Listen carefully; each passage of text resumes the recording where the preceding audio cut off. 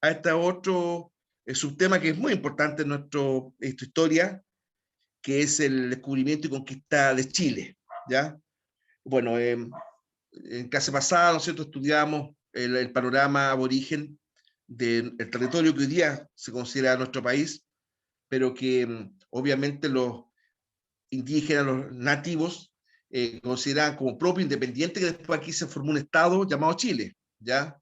Desde Aymaras por el norte, pasando, ¿cierto?, por quechuas, los changos, hablábamos de los atacameños, yaguitas, la gran familia mapuche, que es bastante extenso, o era bastante extenso su territorio, ¿verdad?, que en un momento dado abarcó desde el río Choapa hasta, hasta la isla de Chiloé.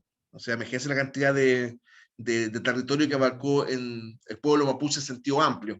Y dentro de ellos, los picunches, ¿ya?, los promaucaes, eh, los pehuenches, lafkenches, huilliches, ¿no es cierto? Bueno, y más al sur, chonos, tehuelches o aoniquen.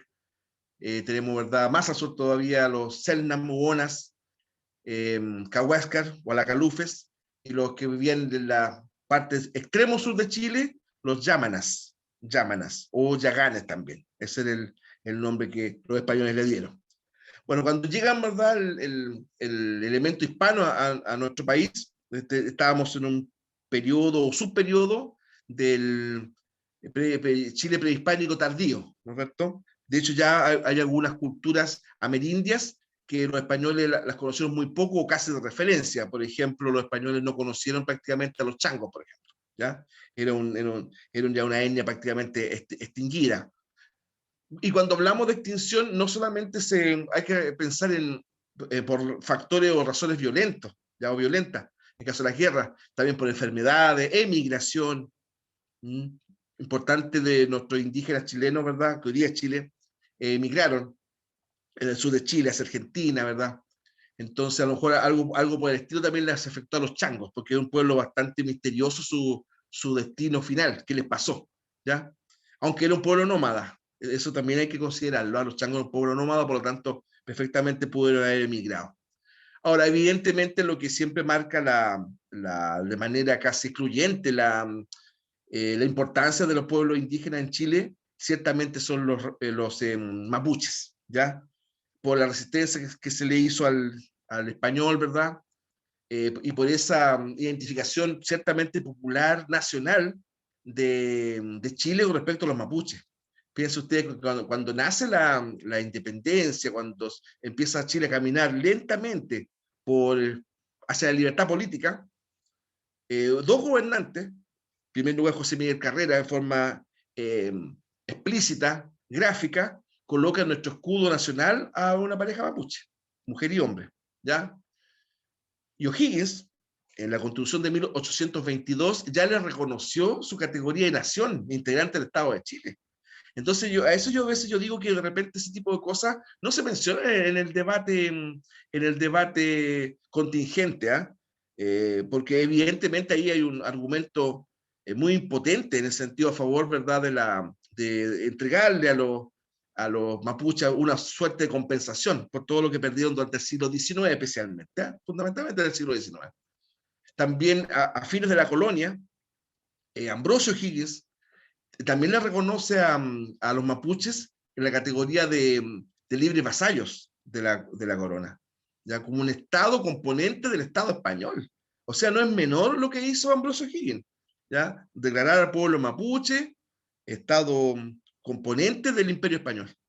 Por eso que firmó tratados con ellos, si no, no tendría sentido, porque si no fuera así, ¿ya? Si no fuera así, por ejemplo, este asunto de darles estatus a los mapuches, no tendría objeto que un gobernador de Chile como Ambrosio Higgins hubiese firmado sendos tratados con los mapuches. Y no solamente Ambrosio Higgins, sino que el marqués de Baides, otro gobernador, él firmó los parlamentos de Quillín, ¿ya? Y Ambrosio Higgins los de Negrete. Entonces estamos hablando ya de un reconocimiento de las autoridades españolas hacia el pueblo mapuche. Por eso yo les contaba que, paradójicamente hablando, muchos loncos mapuches, como habían tenido ese tratado con España, de alianza, de reconocimiento mutuo, ¿verdad? Por eso, en la época de la independencia, pelearon por el rey. en la llamada guerra a muerte, en la zona, ¿no es cierto?, de Arauco, entre realistas y patriotas. Ya los realistas formaron guerrillas, ¿verdad? El más famoso de ella, la que lideraba el forajido, nacido en Chile, pero peleaba a favor de los realistas, Vicente Benavides, por ejemplo. Bueno, cometió muchas atrocidades, entre paréntesis, ese tal Benavides. Bueno, varias de sus tropas eran mapuches, tanto de este lado de la cordillera como desde lo que hoy día es Argentina.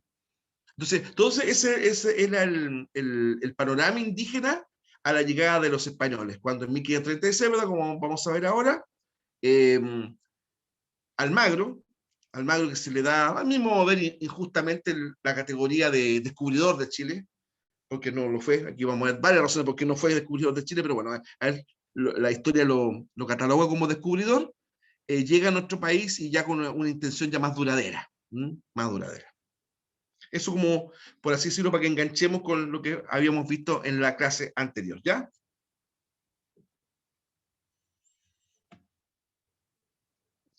Ahora, definiendo el proceso.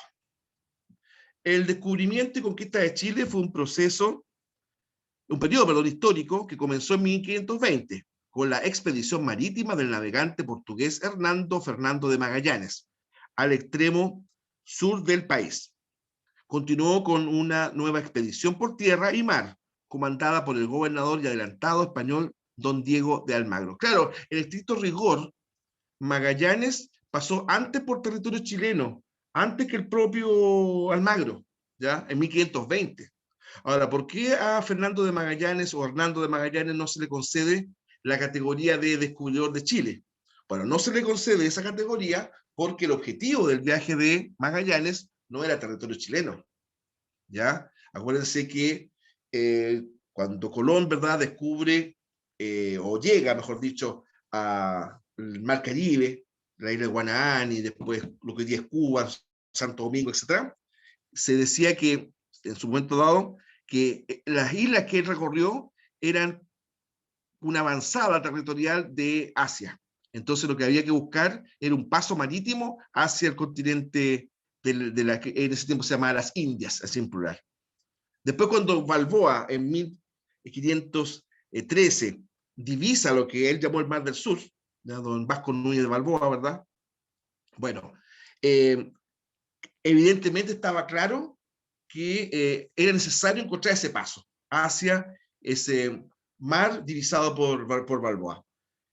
Hubo algunas expediciones, ¿no es cierto? Una de ellas Juan Díaz de Solís, en 1518, que llega a lo que hoy día es el Río de la Plata. Díaz de Solís se da cuenta, a poco andar, que era un río y no un océano, intenta devolverse, pero es atacado por el indígena charrúa y muere. Y en 1519, ya con el objetivo ya claro de dar con el paso marítimo hacia el Mar del Sur que vio Balboa, ¿verdad?, el emperador Carlos V le encarga al navegante portugués, pero estaba a servicio de España, Hernando de Magallanes, con 5 naves, ¿verdad?, como 5 naves, 382 hombres, para dar con ese paso. Y ojo, eso fue el origen de la primera vuelta al mundo, pero no tampoco tenía como objetivo dar la vuelta al mundo, increíblemente. Ya el objetivo era encontrar el paso marítimo hacia el Océano Pacífico, que después se llamó así. Entonces, claro, cuando Magallanes pasa por el estrecho, que hoy día lleva su nombre, ¿verdad? Y de hecho, al salir del estrecho, por una coincidencia histórica, los españoles se dieron cuenta que justo en ese momento, ¿verdad?, el mar estaba en calma, estaba como reposado, así, estaba pacífico, un pacífico como sinónimo de paz, ¿no es cierto? Bueno, Magallanes bautiza lo que Balboa había dicho Mar del Sur, bueno, Magallanes lo rebautiza como Océano Pacífico, y ahí queda, ¿ya? Y bueno, después en una nave ahí se hunde, ¿no es cierto? Después el Océano Pacífico es inmenso, inmenso. Ahí tuvieron todas las penurias inimaginables en esa travesía. Se les acabó el agua potable, ¿verdad? Tenían que beber y asearse con agua de mar. Lo complicado que es el tema de la sal, ¿no es cierto? Les dio escorbuto. Escorbuto es una enfermedad, muchachos, que se le hinchan las encías a la persona. Fiebre alta, olvídense de provisiones, también se determinaron. Se decía que sobrevivieron un tiempo comiéndose los roedores que habían en las bodegas de los buques. Cuando estos se acabaron, pues no en tanto tampoco, echaron mano a cartones, restos de madera, no, una cuestión terrible, ¿ya? Bueno, en Filipinas, al otro lado del Océano Pacífico, ¿verdad? Magallanes muere a manos de los indígenas, de los aborígenes, ¿verdad? Y la expedición, o lo que quedaba de ella, asume Juan Sebastián Elcano, ¿ya? En un buque, la Victoria, le va a hacer honor a su nombre, ¿ya? Y Juan Sebastián Elcano, ¿cierto? Logra remontar el extremo sur de África y con un buque literalmente cayéndose a pedazos, porque eso es lo que estaba pasando, ¿verdad? Este navío, ¿verdad? Llega finalmente a España en 1522, 1522 contando Elcano, 19 hombres. Partieron 382, 5 buques, llegaron 19, un buque. ¿Ya? Entonces, afortunadamente, uno de esos hombres que llegó a España de vuelta fue el italiano Antonio Pigafetta. Ese tal Antonio Pigafetta, ¿verdad? Él, ¿no es cierto?, tenía las crónicas del viaje. Ahí nosotros sabemos este asunto del Océano Pacífico, por qué le puso así, el tema de los Patagones que le hablaba en nuestra casa, ¿cierto? Estas huellas, ¿verdad?, en la nieve, ¿verdad? Bueno, todo eso lo sabemos por Pigafetta, este cronista, etc. O sea, volviendo al punto de partida, ¿verdad? Magallanes no se puede considerar descubridor de Chile porque, si bien es cierto, pasó por territorio nuestro, en el extremo sur de Chile, ¿verdad? Su objetivo no era nuestro territorio. Entonces, por eso que Almagro nuevamente es considerado, ¿verdad? Pero ojo, desde el punto de vista hispano, descubridor. Pero yo lo he dicho en reiteradas oportunidades que la verdad es que está mal puesto ese nombre, porque la verdad es que cuando uno descubre algo, ¿verdad? Cuando uno descubre algo, cuando es el primero en verlo, ¿no es cierto? O en tenerlo, en poseerlo, etc. No, pues si Chile estaba habitado, nuestro país estaba habitado, lo que hace desde el punto de vista europeo fue un descubrimiento. Bueno, este periodo continúa con la llegada del conquistador español Pedro de Valdivia al valle del río Mapocho, actual ciudad de Santiago. Esto fue en diciembre de 1540. ¿Ya? Se considera como el fin de la conquista de Chile el llamado desastre de Curalaba, esto es 1598, en el cual los mapuches, junto con convencer a los españoles, obligan a estos a no emprender más expediciones militares al sur del Biobío y limitarse a defender los territorios dominados.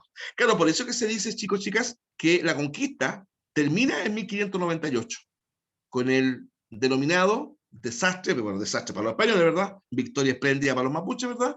De Curalaba. Fíjense que en la historia de la colonia, de la conquista y la colonia de Chile, hay dos gobernadores que mueren a manos de los mapuches. El único caso en América completa que dos gobernadores españoles hayan muerto a manos de los aborígenes, ¿cierto? Pedro de Valdivia, con el levantamiento que hizo Lautaro, ¿verdad? Y Martín García Oñez de Loyola, con el levantamiento que encabeza el Toqui Pelantaro, ¿cierto? Martín García Oñez de Loyola, un militar de poca experiencia, contrariamente a lo que sus capitanes le decían, con una poca hueste, va desde Concepción a Angol. Y ahí en la llanura de Curalaba, ¿verdad? Es sorprendido por los mapuches y es muerto. Es el segundo gobernador de Chile que encuentra la muerte con los mapuches. Y ahí se termina la conquista. ¿Por qué se termina la conquista? Porque a partir de ese momento, esto fue el 28 de diciembre, no fue nadie de los inocentes, ya fue bastante fuerte ahí la derrota absoluta a los españoles. 28 de diciembre de 1598, ¿verdad?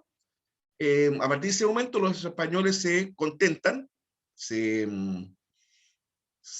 limitan, mejor dicho, a defender los territorios que tenían hasta ese instante.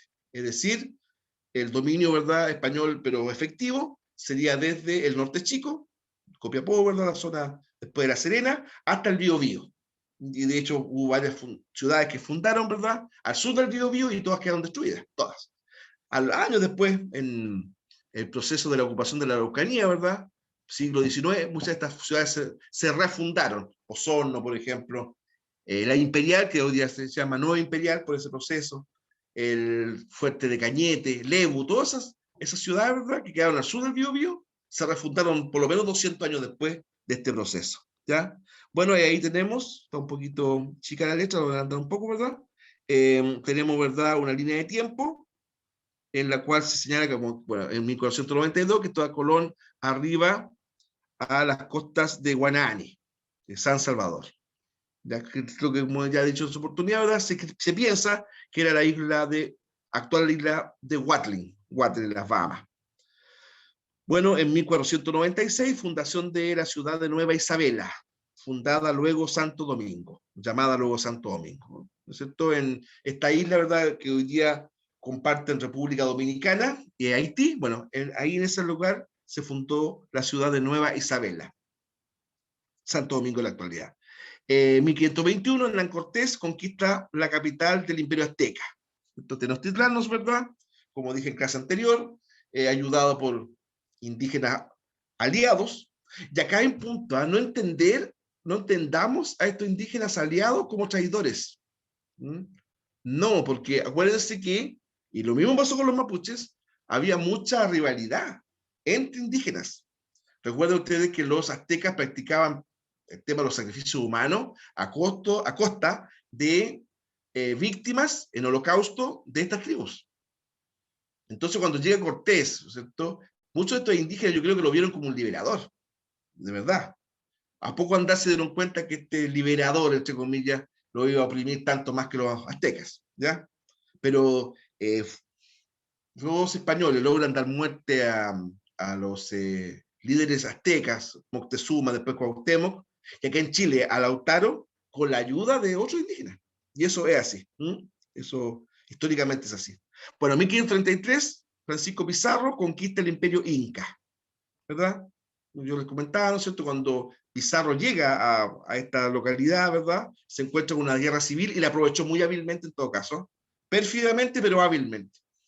Los hermanastros Huáscar y Atahualpa estaban enfrentados a una guerra civil, y de hecho de esa guerra civil la ganó Atahualpa, que él tenía menos derechos sucesorios al trono, ¿verdad?, de Huayna Cápac, su padre. Es más, desde la prisión, en lo cual lo tenía Pizarro, manda a matar a su medio hermano Huáscar. A todo esto, el navío Huáscar, que un candidato por ahí dijo que Chile lo podía devolver a Perú, bueno, eso siempre se saca en colación, ¿eh?, devolver el Huáscar. Bueno, ese nave, el Huáscar, ¿verdad?, donde muere Arturo Prat, ¿verdad?, en la cubierta el 21 de mayo de 1879, ¿verdad?, se le colocó ese nombre por este líder indígena. Después, bueno, Atahualpa, ¿verdad?, no puede disfrutar el triunfo al cual había obtenido, ¿verdad?, porque es ejecutado por Pizarro, la pena del garrote vil. ¿Ya? En 1536, la expedición de Diego Almagro llega a Chile.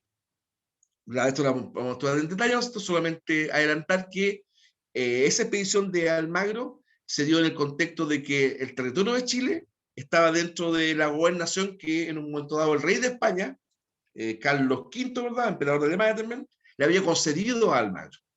Entonces, por eso él vino con esa expedición que gastó mucho. Estamos hablando de una parte importante de sus recursos de Almagro se le fueron en esa expedición, ¿verdad? Y la verdad es que aquí en Chile muy poco riqueza encontró, ya muy poca riqueza encontró.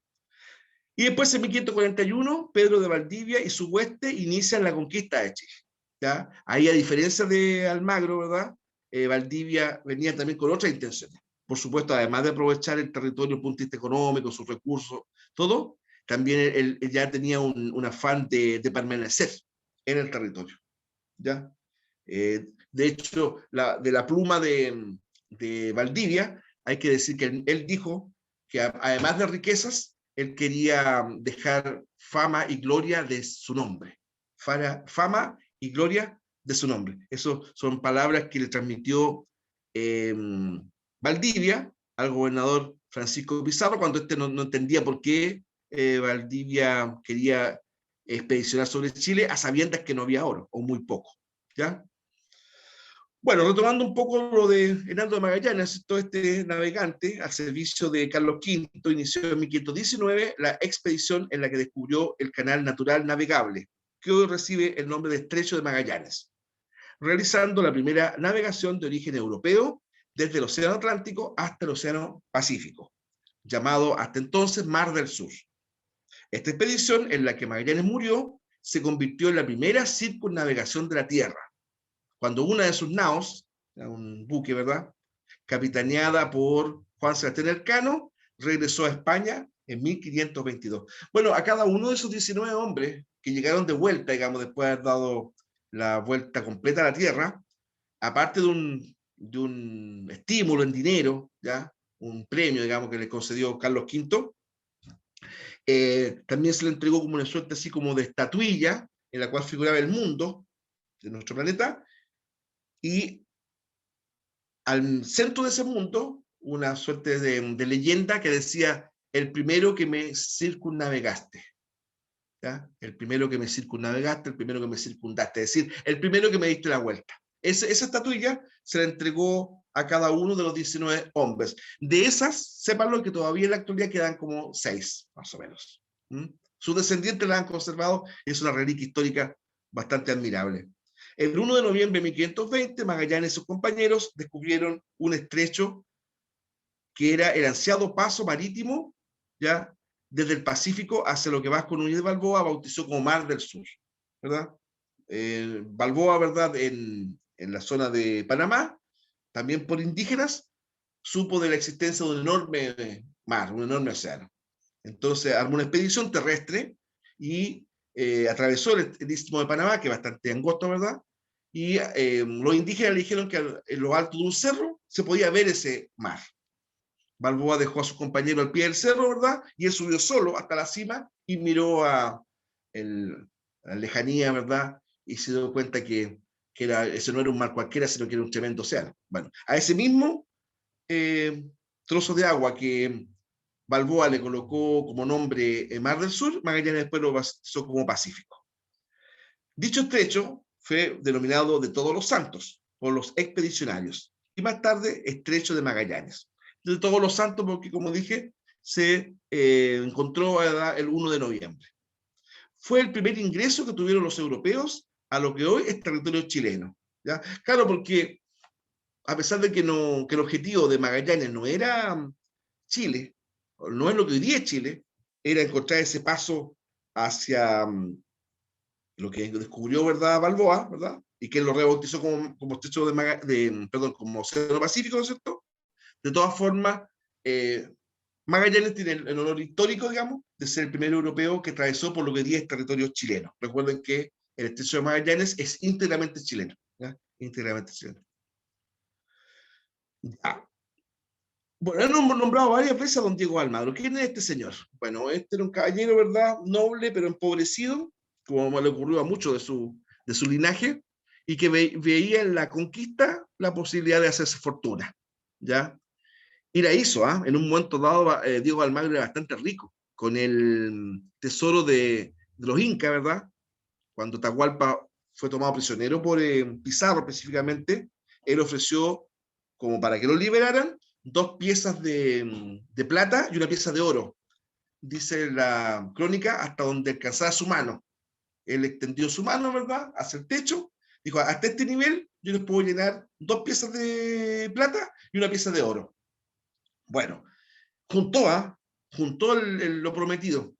Gracias a este sistema de los chasquis, que recorrían, ¿verdad?, el imperio inca, ¿verdad?, y todo su función. De todo el imperio empezaron a mandar oro y plata a la capital para liberar a su rey cautivo. Pero bueno, después Pizarro no cumple con su palabra, ¿verdad? Y bajo el pretexto de que Atahualpa estaba armando una conspiración, ¿no es cierto?, lo condena a muerte, en la pena del garrote vil. Los conquistadores españoles en esta época estaban cautivados por la fiebre del oro, que despertó la leyenda de El Dorado en los territorios de Colombia y Venezuela. Por ello, no resulta aventurado pensar que también se dejaron llevar por los rumores incas que indicaban que más hacia el sur existían abundantes yacimientos de este metal. Claro, porque ahí los incas fueron pillos, hay que decirlo, ¿ah? Lo que pasa es que, a ver, el hermano de Atahualpa, el hermano menor, Manco, él quiso dividir a las fuerzas españolas. Entonces, cuentan de que ese Manco, ¿no?, de alguna forma engaña a Almagro y le dice que, pero ¿qué tanto peleas por acá? Si cuando en el sur hay un reino mucho más rico en oro que Perú, ¿ya? Lo que nuestros indígenas llaman el Chigi, Chigi, con doble L, Chigi, ¿ya? ¿Y qué le han dicho a Almagro? Él pensó que, un poco ingenuo igual, no lo corroboró mayormente, armó una expedición carísima. Las expediciones militares, muchachos, siempre en la historia han sido muy caras. Muchos recursos se van ahí, por todo lo que implica armarla, ¿verdad?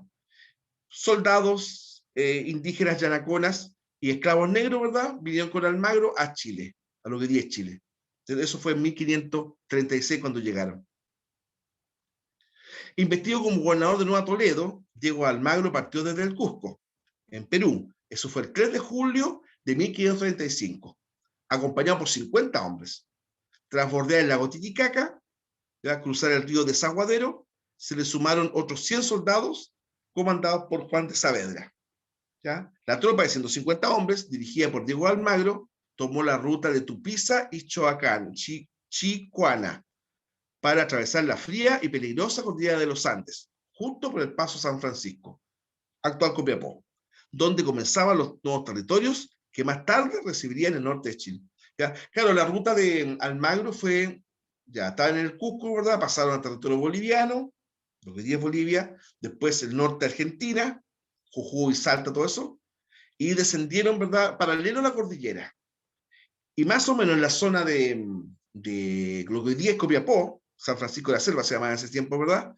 Almagro y sus compañeros atraviesan, y la verdad es que fue una muy mala decisión, porque, o sea, haber elegido esa ruta, ¿ya? Porque no se imaginaron, lo alta que la cordillera. Piensen ustedes que en la zona de Copiapó se encuentra el monte de la cordillera de los Andes más alto de Chile. De Chile es más alto, el Ojo del Salado, ¿ya? Entonces, y frío, pero extremo, ¿verdad? Hay una tradición que dice que en un momento dado los soldados españoles necesitaban sacarse las botas por alguna situación, ¿verdad? Y los dedos de los pies se le quedan pegados a la suela de la bota, o sea, congelados, se les quebraban, digamos, y ellos no sentían dolor alguno, imagínense. Entonces, prácticamente era para morir. Ahí murieron muchos indígenas y muchos esclavos negros en esa travesía. Bueno, durante la travesía de los Andes, varios cientos de indígenas que acompañaban a la expedición murieron de frío y de hambre. Almagro entonces tomó la decisión de adelantarse y partir con una parte de sus tropas por la quebrada de Paipote.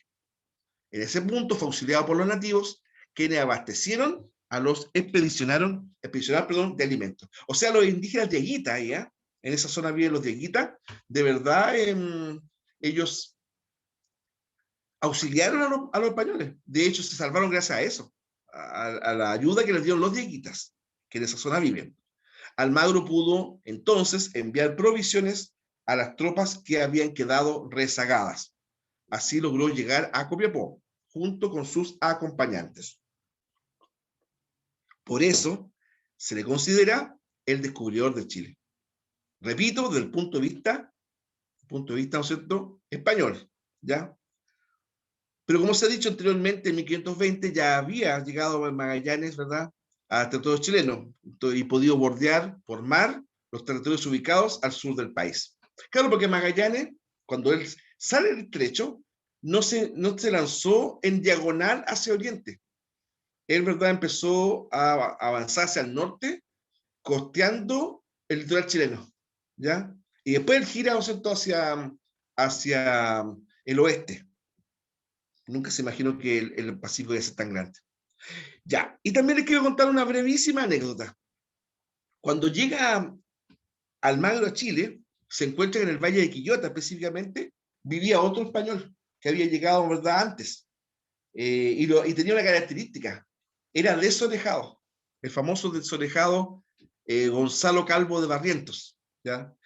No que él nació desorejado, no, a él le cortaban la oreja, como un señal de escarmiento, porque a este Gonzalo Calvo de Barrientos, Pizarro, lo acusan a Pizarro, ¿verdad?, que había estado robando allá en Lima, Perú, cuando después se fundó Lima. Entonces, Pizarro, para escarmentarlo, le ordenó cortar la oreja. Y él, ofendido o avergonzado como estaba, ¿ya? Se vino solo prácticamente al territorio de Chile. Acá se casó con una princesa era del Cusco, ¿verdad? Eh, una noble incaica y que vivía en esta zona. Y ahí el estatus de este desolejado le cambió porque esta dama tenía linaje. Por lo tanto, prácticamente aquí vivía como un pequeño monarca. Cuando llega Almagro, como Gonzalo Calvo Barrientos le tenía mucho rencor a Pizarro por haber ordenado que se cenaran la oreja, ¿verdad? Él regresa después con Almagro al Perú, ¿ya? Y ahí muere después en una batalla, en la batalla de las Salinas, como vamos a ver después, ¿ya? Muchachos, hasta aquí alguna consulta, algún aporte, algo que se hayan acordado, que quieran contarlo, alguna duda, algo a lo mejor lo expliqué muy rápido. Yo, profe, Dígame. en esos tiempos, ¿cómo se comunicaron con los indígenas? Ya bien algún tipo de intérprete, ¿ya? Indígenas, ¿verdad? Que los españoles los capturaban y iban como enseñando el idioma español. Entonces, eso se vieron de intérprete. Por ejemplo, el caso de Cortés, fue intérprete famosa, que fue pareja de Cortés, ¿eh? La indígena náhuatl Malincha, Marina, después que la bautizaron los españoles. Acá en Chile hubo un intérprete bastante conocido, Agustinillo y Felipillo, ¿ya? De hecho, Agustinillo, el intérprete que tenía Valdivia, muere con Valdivia en la batalla de Tucapel, ¿ya? Entonces, claro, eran indígenas que aprendían por habilidad, digamos, el idioma español y servían para entenderse con sus hermanos de raza, ¿ya? Entre paréntesis, fíjense que a los intérpretes, los indígenas no les tenían mucha buena, no, lo consideraban medios traidores así. De hecho, Agustinillo, el intérprete de Valdivia, lo descuartizaron cuando lo capturaron, ¿verdad?, junto con Valdivia en la de Tucapel. Tenían media bronca los indígenas en general, porque los sentían, ¿verdad?, como que ellos ayudaban a los españoles a cometer las tropelías y atrocidades que la historia sabe. Este es Almagro, don Diego Almagro, ¿ya? La mayoría de los cuadros que lo interpretan lo ponen de perfil, porque Almagro era tuerto. En una expedición, ¿verdad? Le entró una infección al ojo izquierdo, ¿cierto? Y perdió el ojo. Entonces Almagro era tuerto, entonces cada que se retrató, en ese tiempo la única posibilidad de retrato era pintura, no había otra posibilidad. Bueno, salía de perfil. Y acá el mismo Almagro, llegando a territorio que hoy día es Chile. Fíjense ese detalle, miren. ¿Sí? Dígame. Bueno, ahí, por ejemplo, ustedes fíjense ese detalle. Este es un cuadro que está en el Salón del Ex Congreso Nacional. ¿Ya? Acá. ¿Se ve lo que es eso, no es cierto? ¿Qué es lo que es eso? Un perro. Un perro, ¿no, verdad? Claro, pues, esta raza que estaba muy presente en Chile. O sea, en Chile teníamos perros autóctonos, los quiltros, que era un perro, ¿no es cierto?, de mediana estatura, ¿verdad? Blanco con negro. El quiltro. Ese es el verdadero quiltro. Después se transforma en quiltro. Alguien me ha preguntado algo recién, ¿no? Preguntan, Ya. ¿cuál era la riqueza del pueblo mapuche a la llegada de los españoles? La verdad es que bajo el estándar inca, pocas. Porque en general, ¿verdad?, el pueblo mapuche recién se había hecho sedentario.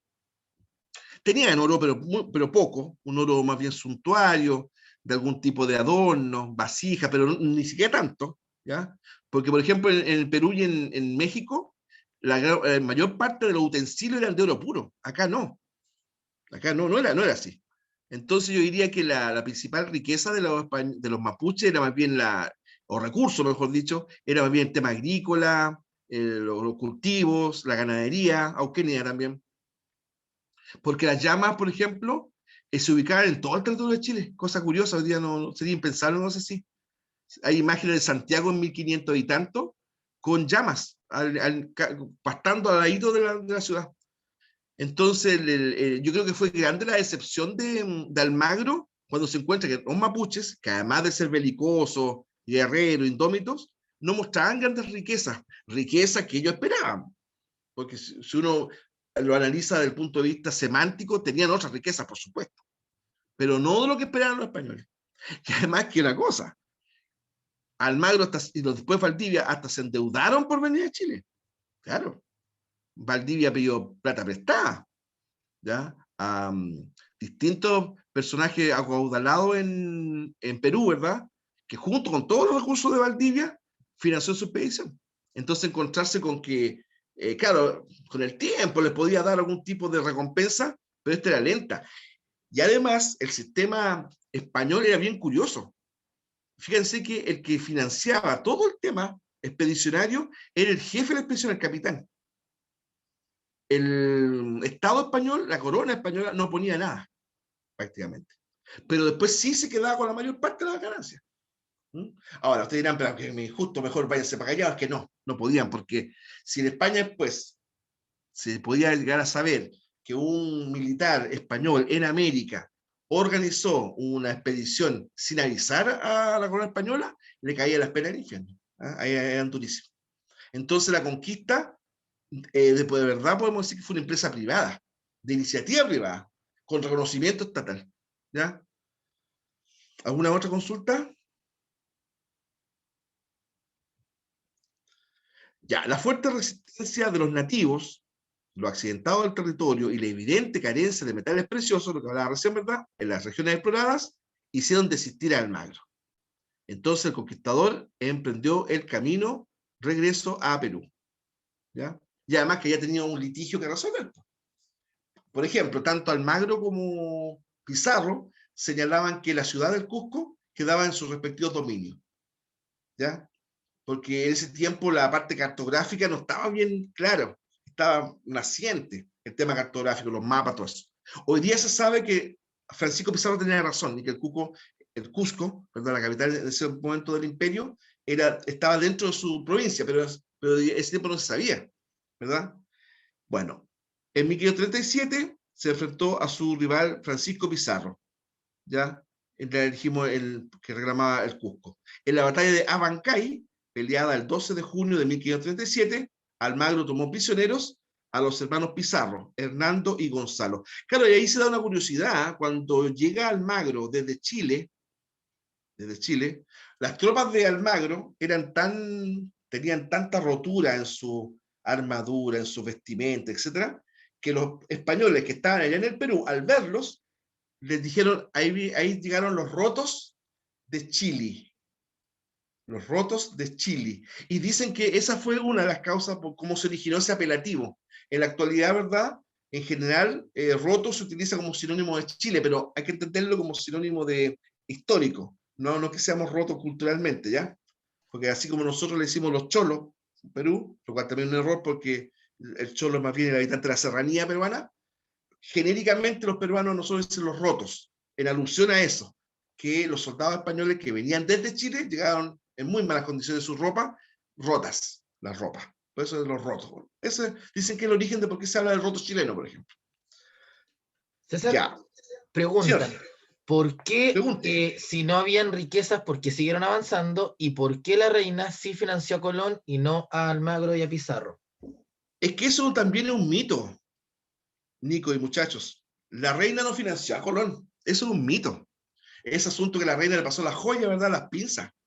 Eso fue un tema literario, que no fue así. Colón y Pinzón, sobre todo Martín Pinzón, ¿verdad? El marino este que vino con él y con su hermano Vicente, se considera un préstamo. Especialmente de ahí el que se puso con la plata, con el dinero para venir a América, fue un tal Isaac de Sevilla, un judío, ¿verdad?, residente ahí en esta ciudad española, que se puso con el dinero, ¿ya? Por lo tanto, el tema de que la reina Isabel, ¿no es cierto?, sacó la joya de la corona, no, eso es mito. Hoy día en historia se sabe que eso no fue así, ¿ya? Ahora, en el caso de Almagro, el mismo sistema, tenían que ellos financiar el asunto. Ahora, tenía que ser un cálculo suficientemente realista, ya realista, o sea, correcto, para después calcular después las ganancias, después de tanto dinero, hasta la vida en riesgo, ¿ya? Eso explica, pero no justifica, explica, ¿verdad?, por qué la dureza y el maltrato muchas veces que los españoles tenían con los indígenas, porque tenían que hacerlos producir oro como fuera, porque ellos tenían que responder a sus acreedores, ¿verdad?, las deudas, todo ese tema. ¿Te das cuenta? Insisto, lo recalco, por favor, ¿verdad? No justifica las atrocidades cometidas, ¿ya? lo explica, porque estaban apurados por juntar plata para devolverla en muchos casos. Y de hecho, fíjense, Almagro tenía más recursos que Valdivia, Almagro, Diego Almagro, porque él le correspondió parte del tesoro de Atahualpa, y que no era poco. Y fíjate tú que incluso no le alcanzó, tuvo que de todas formas endeudarse. Cuando vuelve Almagro al Perú, ya se encuentra que la ciudad del Cusco está siendo sitiada por los incas. Agotado como estaban, ¿verdad? El ejército de Almagro ahuyenta a los indígenas, lo pone en fuga, ¿verdad? Pero toma prisionero a Almagro a los hermanos de Pizarro, ¿cierto? Hernando y Gonzalo. Entonces ahí, este señor Francisco Pizarro, un tipo muy astuto y muy pérfido, ¿eh? La historia, ¿verdad? Lo pintan como el malo de la película siempre, ¿eh? Entró en negociación con Almagro, ¿ya? Y dentro de las cláusulas, ¿verdad? Era que Almagro quedaba temporalmente en poder del Cusco, ¿verdad? Mientras el rey decidía, y los hermanos de Pizarro, Hernando y Gonzalo, iban a ser desterrados, incluso decía que iban a volver a España. Ya, pues ocurre que Almagro pisó el palito y los dejó libres, pues chicos. ¿Ya? Mira, un capitán de Almagro, ¿ya? Juan de Ordóñez, que cuando supo este acuerdo, él se tomó el cuello así. Se tomó el cuello como una simulación de ahorcarse, ¿ya? Y dijo, Ordóñez, Ordóñez, por tu amistad con don Diego Almagro te van a cortar o sea, te van a cortar el cuello. Dicho y hecho, porque viendo a sus hermanos libres, Pizarro desconoció el acuerdo con Almagro, armó otro ejército y lo enfrenta en la batalla de las Salinas, en donde gana Pizarro. Y como está en esa foto que está ahí en blanco y negro, ahí al ladito, ¿verdad? Almagro es tomado prisionero, estaba muy débil ya, tenía no poca edad, y él había contraído una enfermedad venérea, la gota, ¿ya? Enfermedad de transmisión sexual, ¿ya? Enfermedad venérea, gota.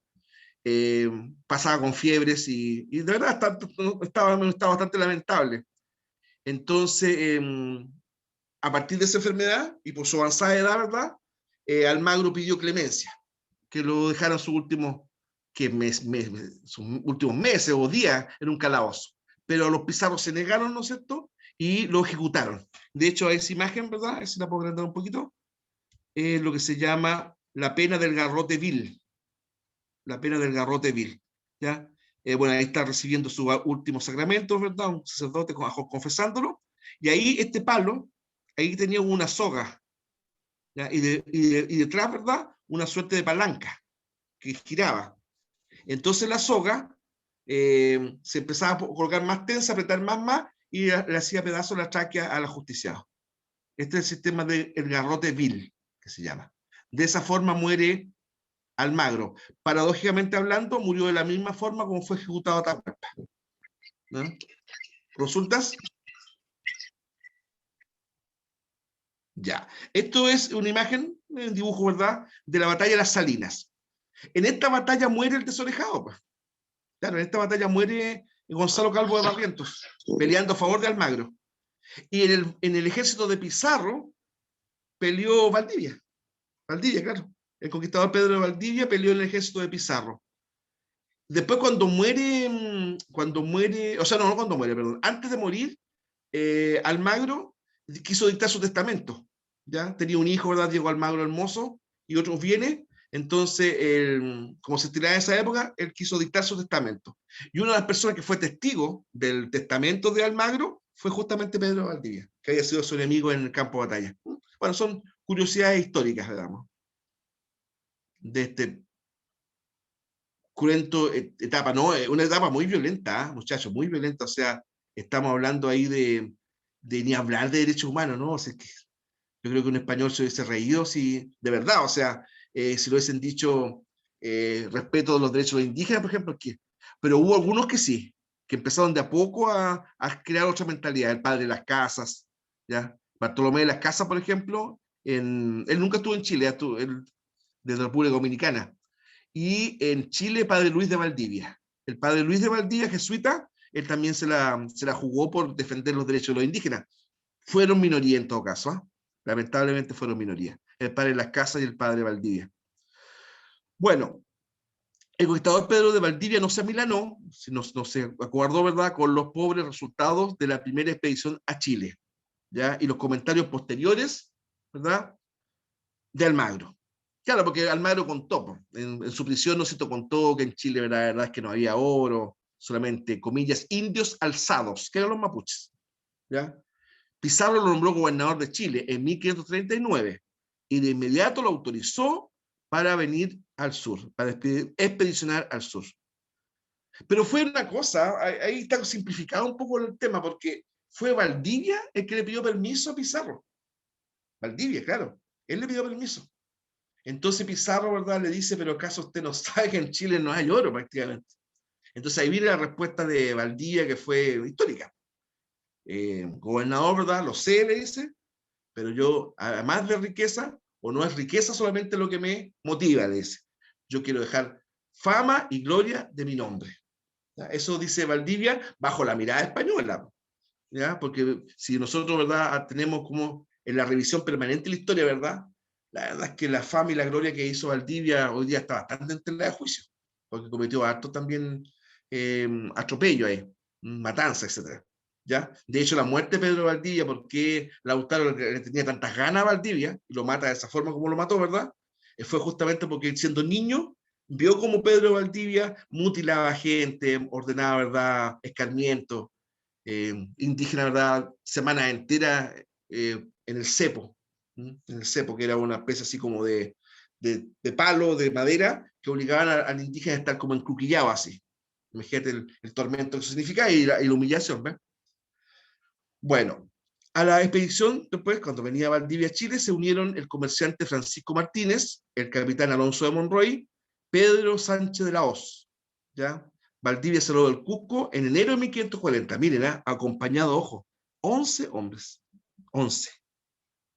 O sea, si ya la expedición de Almagro era chica, mucho más chica todavía la de Valdivia, porque venían a conquistar un territorio, y más encima, a sabiendas que quise encontrar con guerreros que le iban a poner resistencia, 11 hombres de la misma. Bueno, junto con los españoles venía la pareja de Pedro Valdivia, Inés de Suárez, ¿ya?, que sería la primera mujer española de raza blanca en Chile, ¿ya?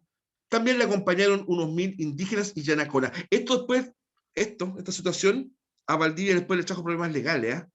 Claro, porque hubo un gobernador que después sucedió a Pizarro, don Pedro de la Gasca, que era al mismo tiempo sacerdote, ¿ya? Licenciado Pedro de la Gasca. Y ocurre que Valdivia tenía su achita que afilar, pues, muchachos, porque él tenía esposa allá en España, ¿ya? Marina Ortiz de Gaete, a la cual no veía hace años. Entonces en Guayaquil conoce a Inés de Suárez, se hacen pareja, ¿verdad? Y ella lo acompaña a Chile. Pero después, cuando en la corte del rey de España se supo esta situación, ustedes saben que la moral española en ese tiempo era muy rígida, muy apegado a la religión, a la Biblia, etc. Se le prohíbe expresamente a Valdivia mantener contacto con Inés de Suárez. Incluso la Gasca le dijo, mira, o le encuentras marido allá en Chile con alguno de tus hombres, le dice, o la mandas de vuelta al Perú. Y sí o sí, pues, nada de si querís, no. Esa es la condición. O le buscas marido o la manda al Perú, ¿ya? De vuelta. Bueno, Valdivia optó por lo primero, ¿verdad? Y Inés de Suárez se casó con Rodrigo de Quiroga, uno de los capitanes de Valdivia, ¿verdad? Y nunca más se volvieron a hablar. Nunca más. Eso es como una historia media romántica dentro de la conquista de Chile. Bueno, Valdivia tomó la misma ruta de Almagro en su primera expedición de regreso al Perú, es decir, el camino del Inca, una ruta por el desierto. Tras bordear el desierto de Atacama, la expedición llegó a Copiapó en 1540.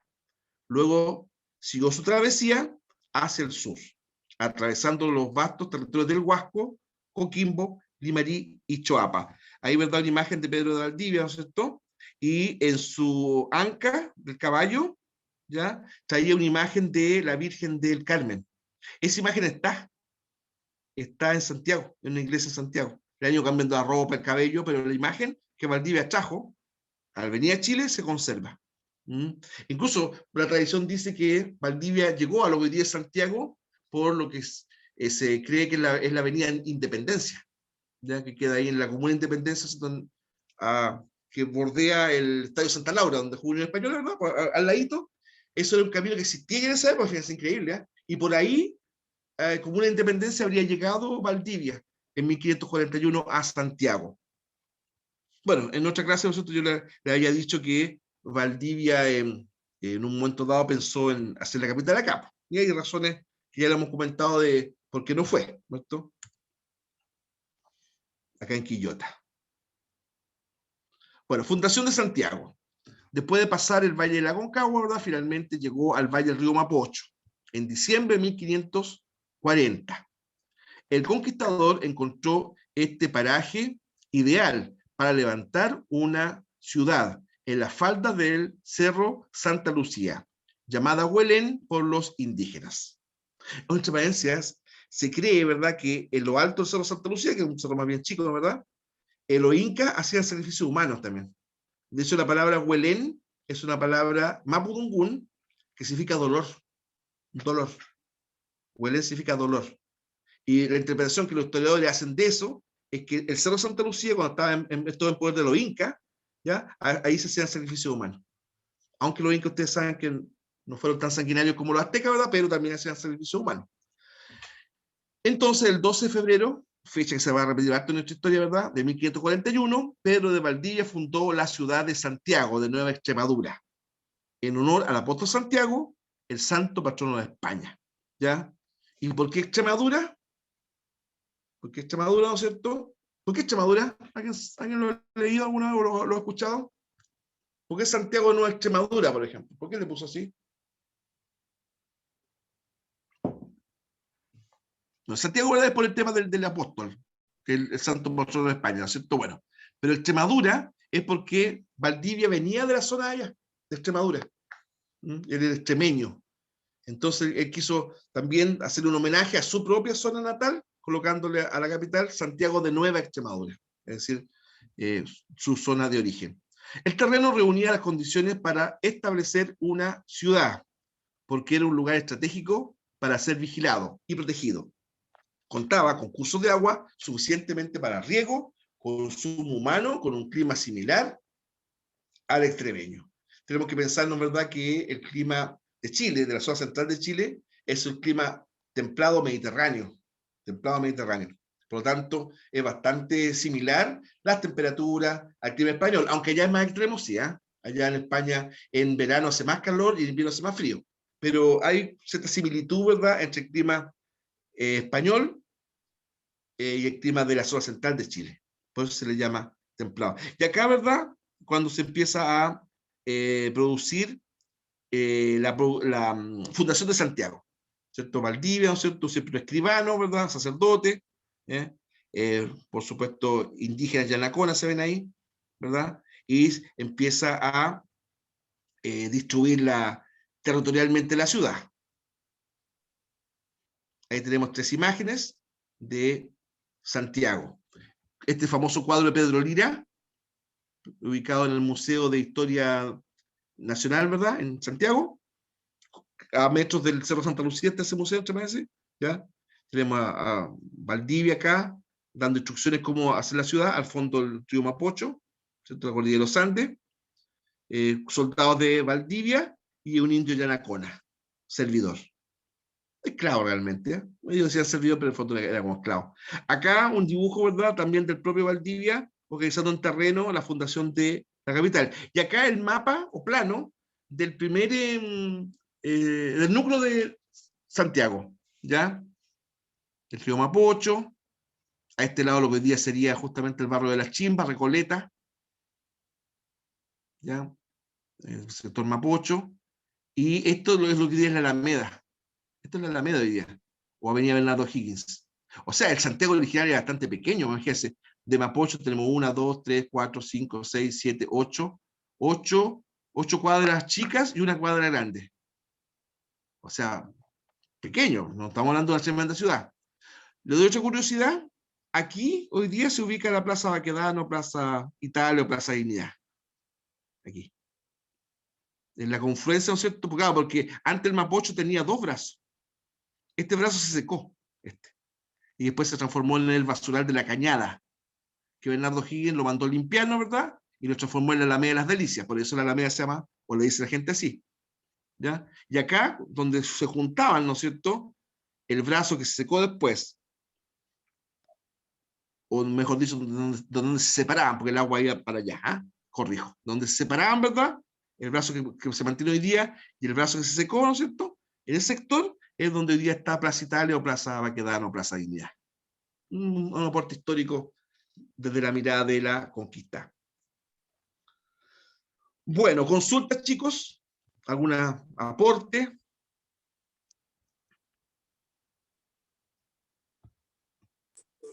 ¿Por qué no se fundó en Quillota la capital? Hay un tema así como de leyenda y otro como cierto, ¿ya? A ver, la leyenda dice que Valdivia encontró tan bonito este valle, tan fértil, con tantos recursos, etcétera, que se lo quiso dejar como una propiedad para él, ¿ya?